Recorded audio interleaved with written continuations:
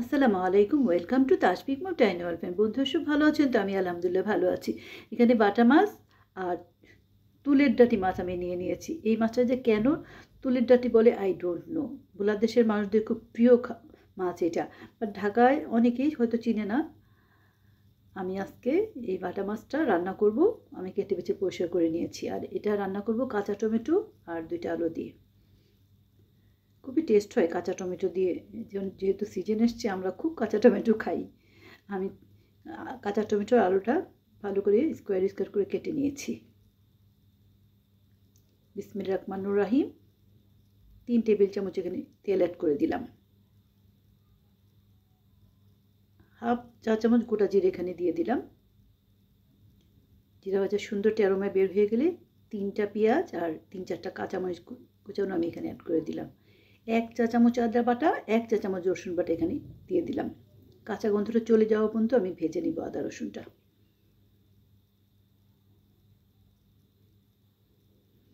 কোনো তরকারিতে অতিরিক্ত মশলা দিলে কিন্তু টেস্ট লাগে না। আমি হাফ চা চামচ পানি অ্যাড করে দিলাম এখানে। আর আমি অলওয়েজ একটু কম মশলাটা ইউজ করি এখানে, যেহেতু গুঁড়া মশলা দিব এই জন্য পানিটা দিলাম। এখানে হাফ চা চামচ করে হলুদ, মরিচ, ধনিয়ার গুঁড়ো অ্যাড করে দিলাম।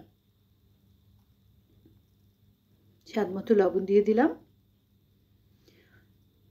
আমি আগে অনেক সময় কাঁচা টমেটো আলুটা ভেজে নিতাম, বাট আজকে আমি আর নিতে পারলাম না। তাড়াতাড়ি করার জন্য আমি কাঁচা টমেটো আলুটা এখানে অ্যাড করে দিলাম।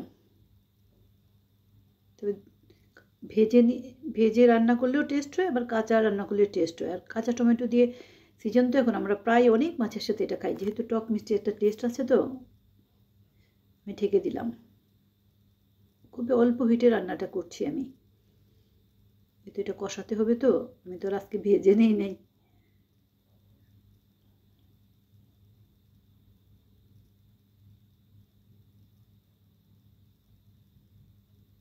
জাস্ট 2-3 মিনিটের জন্য আমি একটু ঢেকে দিয়ে দিচ্ছি। এখানে 1 কাপ গরম পানি আমি অ্যাড করে দিলাম ঝোলের জন্য। এখানে 5টা বাটা মাছ আমি অ্যাড করে দিলাম। দেওয়ার পর উলট পালট করে দিলাম, যেন ভালো করে ঝোলের সাথে মশলাটার সাথে ভালো করে এটা লাগে।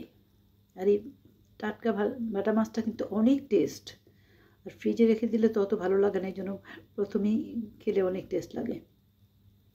আর এই পাশের চুলায় আমি অ্যালঞ্চা লাল শাক দিয়ে লইট্টে মাছ রান্না করছি। এটা প্রায় আমরা এখন খাই, খুবই টেস্ট হয়।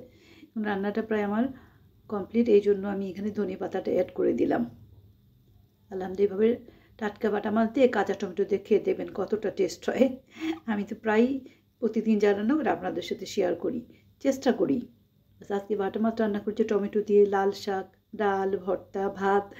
Thank you so much watching my video. See you next time in next video ইনশাল্লাহ। আল্লাহ হাফিজ। সবাই সুস্থ, নিরাপদ, হেফাজতে থাকবেন। ধন্যবাদ। আল্লাহ হাফিজ।